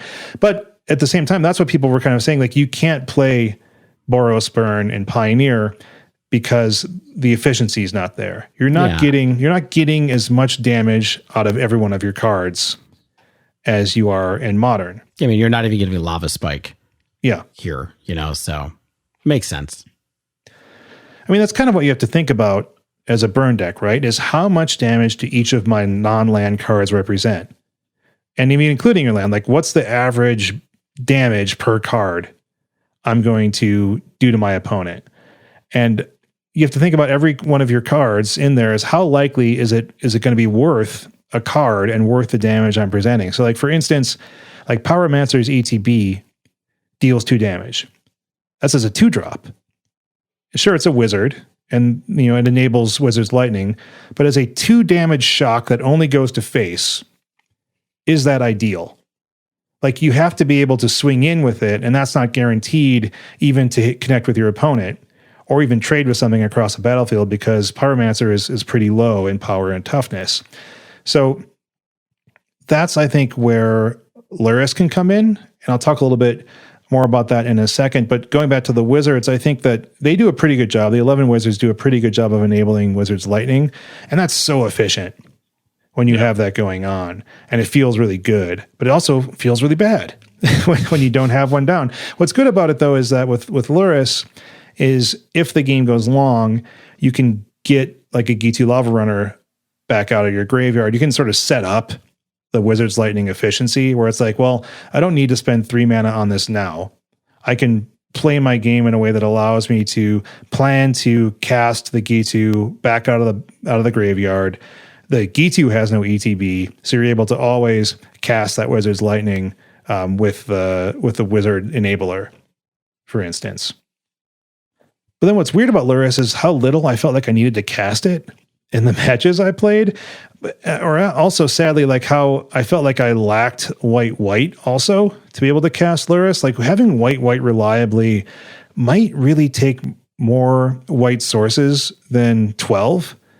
Like, in Karsten's famous articles about colored mana that you need to cast a card like Lurrus on turn 3. And I know that's not typically what you're doing in this deck. You're not looking to cast a Lurrus on 3, but on turn 3 you'd want 18 white sources, right, to mathematically have good odds. But even by turn 5 with 12 white sources, your math isn't great. So I definitely found myself unable to cast Lurrus when I wanted to a few times. And I think that maybe squeezing in like a check land or something like that might be great for a red-based Lurrus deck, because you just 12 white sources is not a ton. Yeah, I mean, I think that that's one of the advantages that it gets, is that you don't have to cast it, right? Like if this deck is good enough to get by a bunch of the time without casting it, that's great. And then occasionally you roll into the mid game and you're like, okay, it's time to break out Lurrus. Yeah, I was surprised at how capable this sort of cruddy or burn strategy felt, because like I said, like I've been hinting at and kind of overtly saying that some of these spells don't feel like they're always worth the card or worth the mana that you're paying for them. But you get the value of Lurrus in these sort of longer, grindier games where your creatures are being removed, but then you want to cast them back out of the graveyard and get that ETB2 damage. You want to get that G2 Lava Runner haste. You want to enable your Wizard's Lightning. I just didn't really experience it that much, but I can definitely see the opportunities. And of course, Lurrus is just an extra card in your opening hand. Who doesn't want that? Worst comes to worse. Yeah, it doesn't hurt to have a lifelinker around if you're worried about facing off a bunch of burn strategies. Yeah. So overall thoughts, I like decks like these. I had a perfectly good 4-1 league on top of some tournament practice. The deck felt fine. It felt capable. It felt able to handle what I was facing down. I didn't face down auras, so who knows? I think that it's sideboarded up against auras pretty well. So I think it has capability of winning that game just fine. I think it can rush when it needs to. Has some staying power with Lurrus. Just some of the cards, they feel like necessary evils, and I'm curious if this deck is perfectly tuned yet, or if it's just kind of like you want things to line up, and when they do, it feels good. Like Wizard's Lightning is great with Wizards. Wild Slash kind of sucks, but it does clear out lower toughness creatures so that you can get your damage in with your creatures. It enables Spectacle if you need to. It does do 2 to the face if you're against a controlling strategy. Yeah, I mean, I think it's tough to call those necessary evils just because they're the power level of Pioneer, right? And so I guess it's like the comparative power level, right, of Pioneer, where it's like... Yeah, I mean, they're just accepted as being like, these are the burn cards you get in Pioneer right now. I don't know if we're really going to beat them on rate ever, maybe, and we'll see how creative design can get, but... Eidolon of the Great Revel still feels awesome. I think that it's a really good card right now. CMCs have trended lower to support Lurrus in a lot of decks. So if you're facing off against Lurrus decks and you're a skilled burn player, you feel like you can make the opponent lose more life than you by playing your Eidolon. You can side it out a lot on the draw and keep it in on the play, and you do a lot of chip damage with Eidolon. You completely invalidate a lot of strategies if they don't remove it. It's a really strong card right now. It felt great to cast every time. My verdict overall, it's sleeve. I think the deck is strong, fast. It's somewhat flexible, as flexible as like a burn deck can be. There are options to stonewall a strategy like this, but they're just not popular right now. Like, we don't see green stompy decks. We don't see Golgari stompy decks that are putting up walls of 3 mana creatures that are 5/4 and such. I think right now this deck is built smartly to help you control other board-based strategies, and Pioneer is pretty board-based often. So having this removal suite in your sideboard, being able to control the board while finishing the opponent off and making it hard for them to come back, I think is a really good idea. I think if you like burn, I think it's a great deck to play right now in Pioneer. The end. Yay, burn. We did it. Burn in Pioneer became decent. I have a quick question. Yeah, questions, please.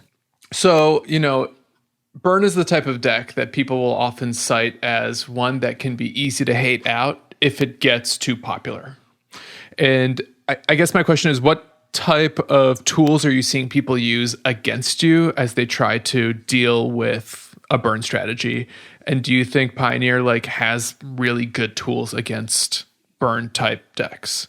Stan, can I interest you in a like 16, 15 life-linking creature that has first strike and vigilance? Because I would point you to Boros. Certainly a good strategy if you don't get your exile-based removal. And you can also probably play around stuff like Blessed Alliance or Deflecting Palm. That is certainly going to be a pain in the butt. Like if they don't draw into their Chain to the Rocks, and you can also protect from Chain to the Rocks too. So if you have a protection spell, you're not chaining anything.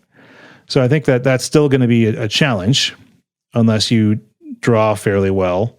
I mean, I also think that we saw stuff like the Gruul deck that I tested last week. It wasn't around this weekend very much, but that's certainly something that I think Burn would have a heck of a time beating, because the bodies and the creatures across the board are so hard to get through that it's going to be hard to burn them out with, again, the efficiency of the creatures that we're looking at. So you're just going to race better by having larger creatures that they can block once and then the creatures are gone for it. You know, your creatures are dead. Theirs are on the board. So are you saying perhaps one of the reasons why Burn maybe like even positioned well right now is because decks like Stompy are shrinking in their meta share? Exactly. Yeah. Exactly. I think that I think it's a good window of opportunity for Burn right now. I think that you're going to face down the mirror, and if you draw better than your opponent, you draw fewer lands, you play a little bit better, you're going to come out ahead in that. That's just the name of the game of the Burn mirror. But I think that there's plenty of opportunity for this deck to succeed right now, and that's why I think we're seeing it do well. Okay, I'll allow it. Thank you, Dave. You're up next, aren't you? You have the gyro. The Euro? I do. I have the honor to close out today's show with one companion we haven't spoken about too much, and that is Gyruda. So why don't we all take a look, pull up some stools around the fire and take a look at Clone Tribal together. I mean, Sultai Gyruda combo or Sultai Self-Mill, depending on how you see people describing it. So what people probably most remember about this deck before I get too deep into it is that this is the deck that broke for the week after Ikoria's release. Do you guys remember that? They had to insta-ban Gyruda in all formats because it wasn't working well enough. That's just still so crazy to me. Like when they made that announcement, I was like, oh, is it just it's so good that they just have to stop it right away because something's not hating it? No, it's because it's not working well enough. It's not working the way it was supposed to. It's because it wasn't good enough. Right. And no spoilers, but I think that it probably needed the power boost. But that's just me after playing it for a little bit. Anyway. Superman does good. You do well. Yeah. Let's talk about the text on Gyruda in case people aren't familiar with it. So Gyruda, Doom of Depths, is 4 generic mana and Dimir hybrid mana. It's a legendary creature, Demon Kraken, so look out for that. Its companion clause is your starting deck contains only cards with even converted mana costs, it's the opposite of Obosh. And then it says, when Gyruda, Doom of Depths enters the battlefield, each player puts the top 4 cards of their library into the graveyard. Put a creature card with an even converted mana cost from among those cards onto the battlefield under your control. Yeah, it is a 6/6. Okay, I see where this is going, I think. So here's what it is. Gyruda is a giant kraken that reanimates a card out of a weird non-exile, non-graveyard space. Simple, right? Yeah, just rolls off the tongue. The card text, it's super important that the card text says that it animates a card from among the 8 milled, not anything else. So exile clauses don't work against it. So people can be playing graveyard hate against Gyruda and you still get to go off with it. And that's something I'll talk about a little bit more later. But that's the thing. And so I think what's interesting is like when I first saw this card in the spoilers, it definitely didn't occur to me that this was like a combo creature, but that's what it is. To abuse it, both in Modern, I took a look at it both in Modern and Pioneer, though I mostly played Pioneer. The one thing that you note really quickly is that many clone effects in Magic's history are for CMC, and that, my friends, is an even number.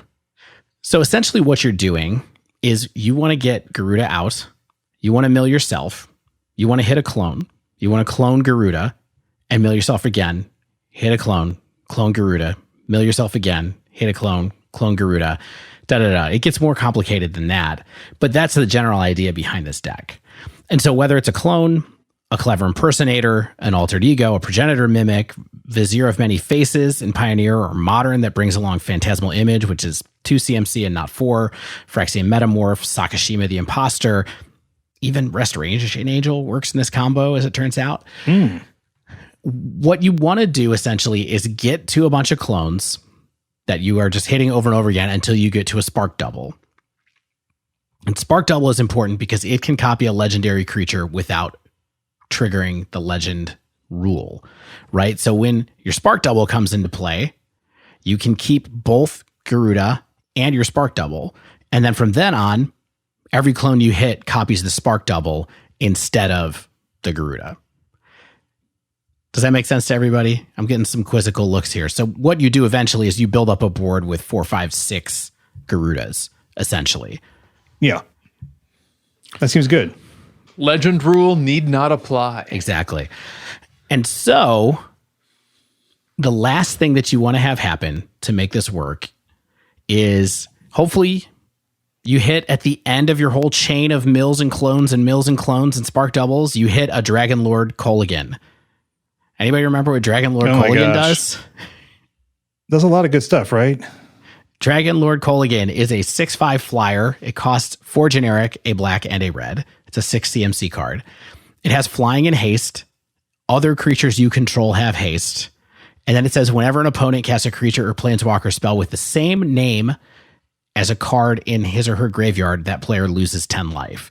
Believe it or not, that trigger comes up very occasionally. But the idea is that you mill a ton of your deck, get a bunch of Gyrudas out, play a Dragon Lord Kolaghan, and then attack with a huge army of Demon Krakens and Elder Dragon. Yes, but sometimes just swinging with an army of 6/6s is also good. You mean on the turn after you get them milled out? Yeah. Like if you whiff and you don't fight Kolaghan and you just have like 3 or 4 6/6s, I can tell you from experience that will end games. Yes, it still can. I was surprised how often, to be honest, it wasn't good enough. And particularly in Modern, there's so many decks that are trying to kill you on turn 5 or 4. You know that if you're not attacking in with your army on 4, then you're in trouble. You know what I mean? And so my matchup really felt like, or on the flip side, you know, against a control deck, they get their Wrath, they play that against you once you have your army out. So there's a lot of ways that just going off without getting Kolaghan isn't really enough to get you there. But you're right. You don't always have to attack it for the haste to win. So how's it work? Beyond what I just said. Basically, there's 3 parts to this deck, okay? The deck has ramp, it has clones, and it has Gyruda and Kolaghan. Those are kind of like the 3 buckets. That's all there is in this deck. I mean, literally, that's all there is in this deck. There's not really any disruption main. There's not really any hate cards main. There's not really any card draw main. There's just ramp, clones, Gyruda, and Kolaghan. That's it. So let's talk about how it works. So I'm mostly going to, like I said earlier, I'm mostly going to concentrate on Pioneer to talk about how to do this. But there are some analogs between Modern and Pioneer. So I'm going to bounce back and forth a little bit because the deck has had more success in Pioneer, but people are playing around with it in Modern too. So here's the deal. In both decks, both formats, as we look at ramp, the goal here is to try to go off on turn 4, right? You want to be able to cast your Gyruda from the companion zone on turn 4, which is actually possible in Pioneer, believe it or not, and eminently possible in Modern, of course, to generate 6 mana on turn 4. Oh yeah, that's cake. Yeah, and here's how you do it. In Pioneer, the ramp is a bunch of mana dorks that are hard for your opponent to interact with. So it's got 4 Paradise Druid, 4 Sylvan Caryatid, and 4 Wolf Willow Haven. None of those die to creature removal, right? They all you're not playing mana dorks. You're playing the resilient hexproof mana dorks. They're gonna stick. Yeah, and so that's what you want to have happen. So the way that you go off on turn 4 is you either play 2 of these in your opening hand, or you play a mana dork on turn 2, clone it on turn 3, and then Gyruda on turn 4. Now, you do have to hit all your land drops for this to happen, but that was one of the main things that I realized the first couple of times I played this deck is that, you know, when you have a deck that has 20 clone effects in it, basically. I'm looking at it right now. I think it's 25 clones. I just can't believe there's that many even CMC clone effects. I mean, it's wild. They're all 4, basically, other than Phantasmal Image and Modern, which is 2. Dave, what was the cost of the original clone? Was it 4? 4. Yep, it is 3 colorless and a blue. Now, Vesuvian Doppelganger is 5, but we're not playing with that card. So anyway, you often have these hands that are like, I got a ramp piece, I got a clone, and I got some lands, and I have literally nothing else to do. And I sat there the first couple of times I played this deck, and I was like, I guess I'll clone my Mana Dork. But it turns out, I think that's just what the plan is, right? Turn 2 ramp, turn 3 clone, turn 4 Gyruda. That's it. There are other sequences that make it happen, of course. You can play another Mana Dork if you have 2 of them in your hand on turn 3 off the other one, yada, yada, yada. In Modern, the ramp suite is kind of basically the enablers from Ad Nauseam, right? You have Lotus Bloom and Pentad Prism to kind of help you have some artifact-based ramp. And then also, it features classic, almost broken build around enchantment, Heartless Summoning, which is a rare from Innistrad that costs a single generic and a black that reduces your cost to cast creatures by 2 generic mana. It makes them -1/-1 when that enchantment is in play, but it does give you a way to play a turn 2 card that makes everything in your deck easier to cast. All of your clones, all Gyruda, everything. The Modern version also has Gemstone Caverns, and so you can play a Heartless Summoning on turn 1 with a Gemstone Cavern, and then get to a spot where you can play a turn 3 Gyruda. I don't think there's a way to play a turn 2/1 for what it's worth. But that's the deal. Rampant and Gyruda, try to cast it on turn 4. Part 2. Like I said, all the clones. Every clone you can think of is in this deck, depending on which format you're in. There are 22 clones in the Pioneer deck, and then Gyruda, if you count Gyruda as part of that, because you play your full play set of. So if you hit a Gruyere, it's just as good as hitting a clone. Yeah, exactly. So you have 1 in your companion slot, you have 3 Gyrudas in the main deck, and so what happens is you have 22 clones and 3 Gyrudas. It's 25 hits off of in your main deck. In Modern, there's a different configuration, but it's the same counts of cards. So in Modern, you play Restoration Angel because you can blink Gyruda with Restoration Angel instead of just making a clone of it.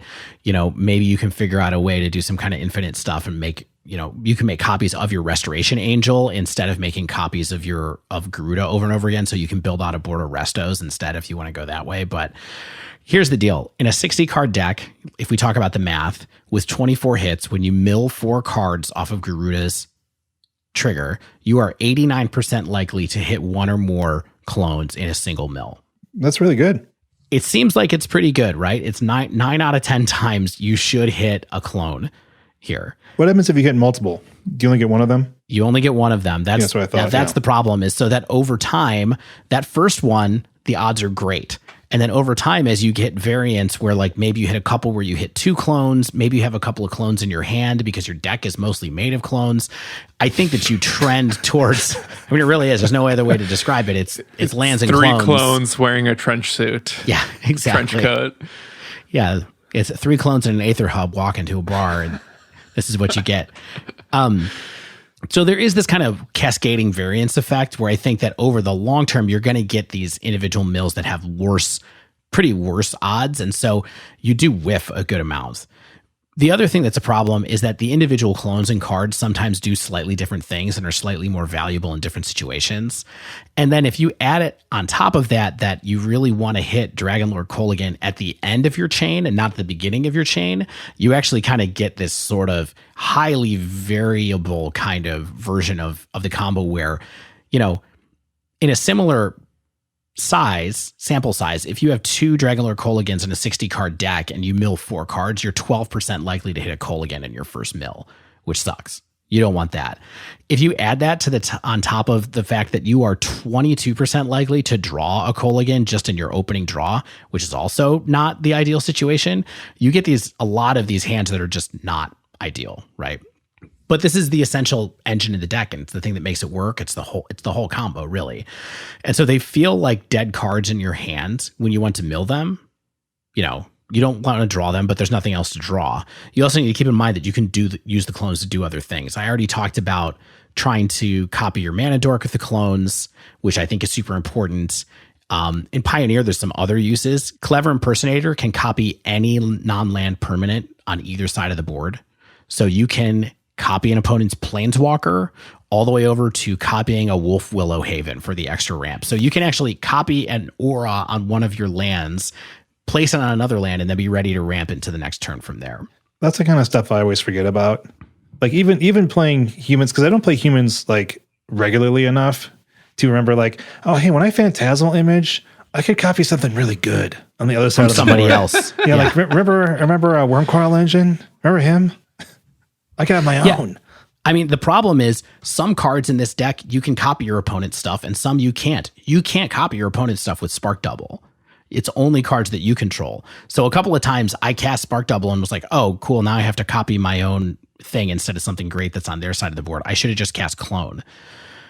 Progenitor Mimic is a kind of weird card that you can cast and it makes other copies of itself over turns. So if you're in a situation where you can kind of hold down the board for a little bit and play a Progenitor Mimic, you can potentially like copy somebody else's army to make more copies of their stuff. So if they have something really good, you can mimic it. And then the next turn, you're going to get another copy of it.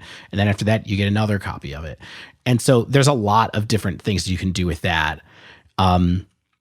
Altered Ego, this actually came up a bunch. Altered Ego is a clone that can't be countered, which is like the most weird trinket text that's on the card is the first line, because there's this huge paragraph about putting extra counters on top of the thing you're cloning, which is something you might want to do occasionally. But the main thing is it can't be countered. So if you're against a blue deck and you try to go turn 2 ramp piece, turn 3 clone, and you have Altered Ego, they can't censor it. They can't mystical dispute it. They can't do anything about it. That came in handy more times than I was thought would happen. You can always copy an opponent's creature to buy time and trade, except with Spark Double. So that's something that's really important to keep in mind. You know, for example, if you do that with Vizier of Many Faces, Vizier of Many Faces has Embalm. So you can bring it back and copy something a second time if you need the time. So while it looks like at first that there really isn't a lot of interaction in this deck, and to be honest, there really isn't, there is some. And so you can't just autopilot for the combo. You have some other options of things that you can do. The clones bring you a little bit of play. In Modern, the clones feel worse to me than in Pioneer because they often don't have targets on your opponent's side of the board, especially in the decks that are going to kill you, right? Because the combo decks that you're facing in Modern, they don't have it. You know, in Burn, you don't really want to spend 4 mana to like copy their Eidolon or something weird like that. So there's a lot of problems with that. The only thing that's worth mentioning here, I think, is that Phyrexian Metamorph can copy an artifact, which doesn't come up that much, but it's something worth keeping in mind. Last part. Gyruda and Kolaghan. These are the cards that make it work, right? They're the engine and the piece that turn it into a lethal attack. I already talked about some of the odds of drawing Kolaghan and how that kind of stacks up against you sometimes. But Dave, this deck runs only evens. Oh, nice. Against the even. This is a real against the evens deck, you know what I'm saying? Yeah. Maybe this is the quintessential against the odds deck since there's only even cards in it. Nice. So given the way that Modern and Pioneer generally work, I often went directly for Kolaghan, even if I got it off the top. Is something to keep in mind is like, hey, if my chain was the first mill was a Kolaghan and a clone, and all I had on the board was Gyruda, I often was just like, I'm just going to take the Kolaghan here and try to attack for 12 right now and see if I can survive through the next turn. I'm not sure if that's the right way to do it. I'm not sure if it would have been better for me to have 10 things, but I played against, in the league that I played against a bunch of decks that had sweepers. I played against Dimir Inverter that had Instinction events, which brutally destroys everything on your side of the board. And then also against Blue-White Control, they have Supreme Verdict. And so I played against a bunch of decks that actually made it. You know, I played against Lotus Breach a couple of times with this. And so, you know, if I wasn't killing them fast, I wasn't winning, basically. And so that's why I kind of went with that way. Against a creature deck, I probably wouldn't have done the same thing. So anyway, does everybody understand how the deck works? Anybody have any questions about the mechanics of Clone Tribal? So here's what I like about the deck. This deck is sweet. Sometimes you get to make a huge board with 8 Demon Krakens and you swing in for like whatever 8 times 6 is, and then plus Kolaghan, and you just kind of like go for it, and that's the best case scenario. It happens sometimes. And when it happens, you feel awesome. The other thing I like is that it has a little more play than it looked like it does the first time that you read the list. And that's fine and good. And it's nice to know that you're not totally stuck up against the wall if you can, eke out a game plan where you hard cast a Colligan and then, cast a spark double and attack with 2 and stuff like that. I definitely won some games off of that, off of just trying to win with Colligan. But that's kind of all I liked about it, to be honest. It doesn't have enough interaction. I felt like they're really, the modern version only runs a single pact of negation. The Pioneer deck list doesn't really run any main deck interaction, except for I did notice that there's a 5-0 list that just went up today that has 4 Thought Knot Seer in the main deck. And that's a nice thing to have as an option, but it's not quite the same as having access to Thoughtseize and, creature removal and things like that, like Inverter does. The sideboards help with the interaction thing. I brought in Carnage Tyrant a couple of times. I brought in Damping Sphere and things like that. But there wasn't any kind of like anti-counter cards in here, which doesn't make any sense to me because it feels like there's a ton of kind of blue counters running around, especially in Pioneer. So where is Mystical Dispute? Or this list that I'm mentioning right now that I just saw today has Jace's Defeat in it, which is nice to be able to have a gainsay as well. The combo, the big thing that I didn't like about this deck, other than the lack of interactivity, is that the combo is not deterministic. Okay? It is not that hard to whiff. And you whiff quite frequently. And then you're kind of stuck with nothing sometimes if you really, really whiff. Because if you play a Gyruda, whiff, they kill it, it's game over unless you top deck something good again. And basically something good means top decking one of your other 3 Gyrudas, and you don't have any way to draw them. So that's pretty rough. The draws are really clunky. So if you don't get a good mix of ramp and something to build off of, then you're not really running to your plan, and so you have to mulligan. So, final verdict, I really think this is a believe minus in Pio. And I think that this is a Heave in Modern as much as I want it to be kind of powerful enough for Modern. It just feels like it kind of falls behind a lot of other stuff and just folds to disruption in a lot of ways. And also it's not really fast enough or stable enough to be sure that you're going to get the kill when you get there. So felt too slow and uncertain to me. So one quick question I have. Sure. Something that really sticks out to me about this deck is the mana base. Mm-hmm. First, it's got 8 lands that only tap for colorless. Yep. 4 Zhalfirin Void, 4 Radiant Fountain. It also has 8 lands that scry. Mm-hmm. The 4 Zhalfirin Void and the 4 Temple of Mystery. Can you just tell me a little bit about A, why it wants those colorless lands, and B, what's up with the scry lands in general? Sure. Yeah, it's super easy. So the colorless thing, I think, is a function of wanting to have a buffer against burn, right? And Radiant Fountain is a great main deck way to do that. And the other thing is that Zhalfirin Void, having an untapped land that scries for you, is super important in this deck. And I felt like the mana base is actually one of the things that was the most interesting to me and kind of successful about this deck, I think, because even though they're colorless lands, because you have so many dorks in here that create colored mana, there wasn't really a lot of pain around not having access to the colored land that I needed when I needed it. And so as a result, you get to run Zhalfirin Void, and so you get to scry a whole bunch. But the thing that was super interesting is that I almost, because this deck wants its cards in the graveyard and not really in its hand, I basically was only ever scrying to get more lands. So almost any card I would pull off the top that was non-land, I would be like, nope, put it on the bottom. I want to try to get a land, so I make sure that I have 6 mana available on turn 4. And I think that's what it helps you do. So as a result of that, you get to run Thought Knot Seer 2, which is nice, and I think a good card to have around. I definitely won one game off of having Thought Knot Seer and a bunch of clones, and so I just kind of picked my opponent apart and then attacked them with Thought Knot Seers. Nice plan, kind of C idea, but certainly not what you are trying to do with this deck. Follow-up question. When you mentioned Gainsay, do you assume people know immediately what that card is? I mean, sorry, I thought people would. So the Gainsay effect. Yeah, I mean it's a colorless and a blue instant that counters another blue spell, and so Jace's Defeat is a riff on that card. And like I said, one of my problems was not having protection against counter spells in the list that I ran, and then today I saw that 5-0 list that had 4 Jace's defeat in the sideboard. So I think it makes some sense. Gainsay is Pioneer legal. It is, because it was in Theros. No. Makes you think. Yeah. So, Belief minus, Heave and Modern, I'm not going to be coming back to Gyruda. I'm sorry. I think that it's a powerful card, but I don't think that it's kind of quite right. Do you think maybe like one more cheap clone effect, like maybe a 3 CMC clone, could make this either stronger in Pio or more playable in Modern? No, you can't run it. Can't run it. Because it's an odd casting cost. It's got to be a 2 CMC clone. Yeah. That'd be pretty good.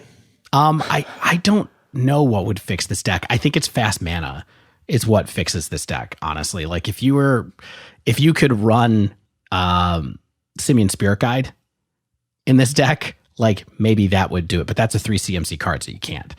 But it might be that kind of thing where, and that's those are broken cards, so we're not likely to see something to make that work better. I think this is a fun deck. It's kind of like take it out for a spin and see how many times you can spin the wheel and hit the Colligan lottery. But I'm not surprised that it wasn't at the top of the Lotus box tournament this weekend, for example, even though it had reasonable representation. Cool. Dave played the against the odds deck. Yeah, I'm going to consign the Demon Kraken to the depths. Can we take a break from companions on the podcast? Just like, please. Like maybe take a week off from talking about our experiences, like trying to make companions that aren't Lurrus work.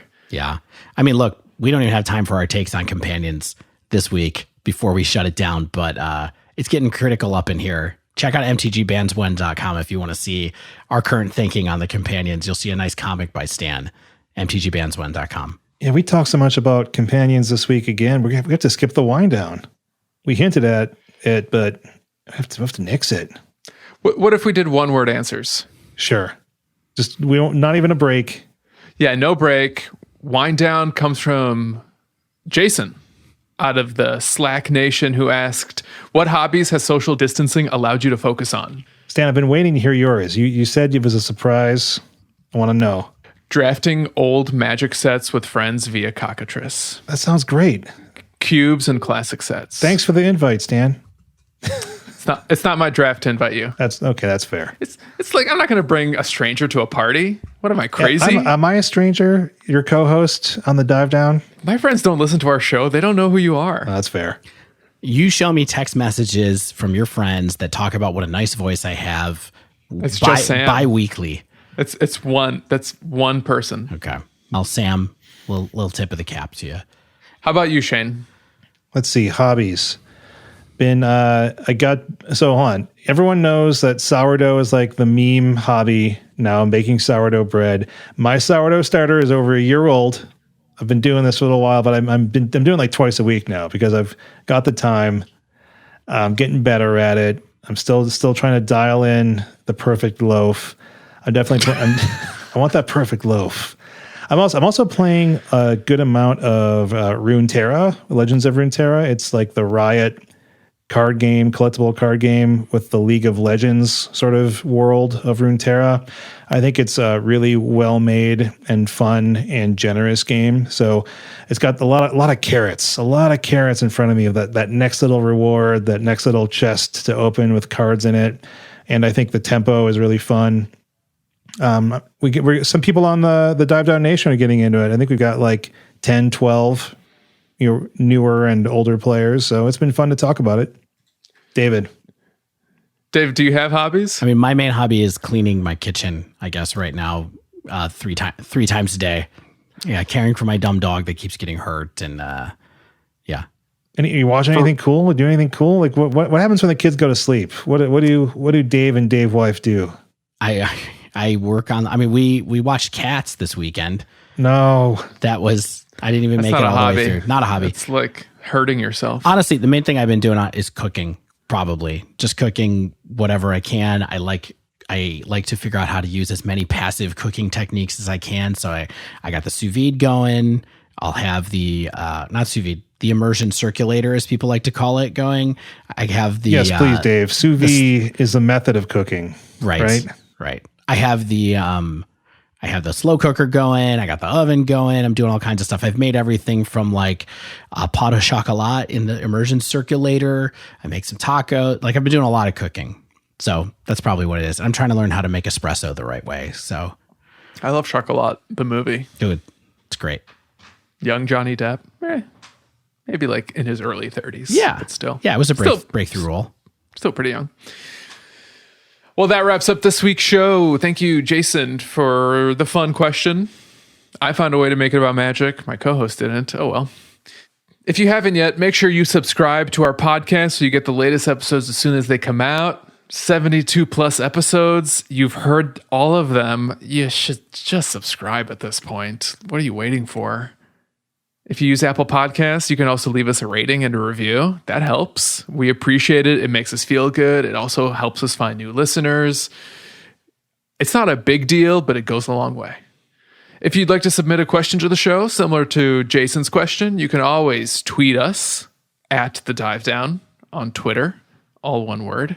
You can even email The Dive Down at gmail.com, also all one word. If you'd like to support the show, you can join our Patreon. We're joining at any tier, gets you access to our super secret Legends of Runeterra channel on Slack. You can find us at patreon.com/thedivedown to sign up.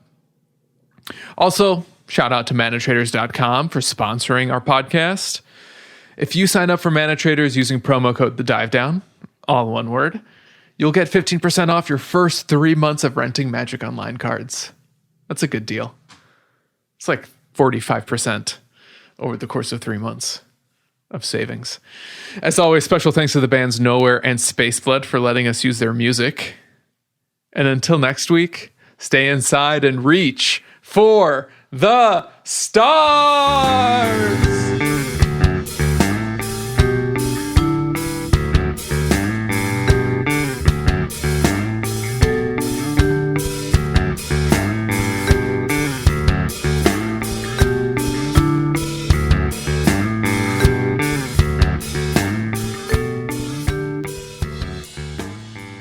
Thanks for the invite, Stan. Oof! You hate to see it. I want that perfect loaf. Yes.